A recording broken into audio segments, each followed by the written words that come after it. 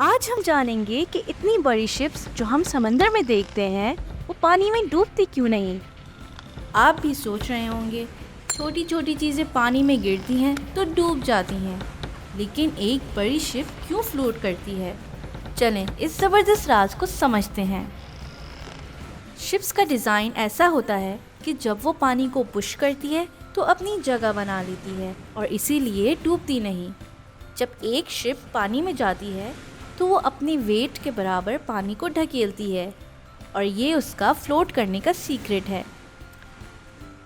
Ships का shape गोल या छोटा नहीं होता, बल्कि फ्लैट और बड़ा होता है ताकि वो ज़्यादा पानी को ढकेल सके और बैलेंस में रहे। अगर शिप पतली और छोटी होगी तो वो ज़्यादा पानी नहीं ढकेल पाएगी और डूब जाएगी।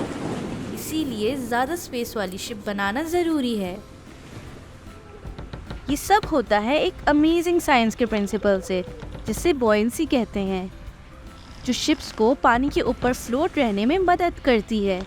साइंस भी कितनी सुपर कूल है ना।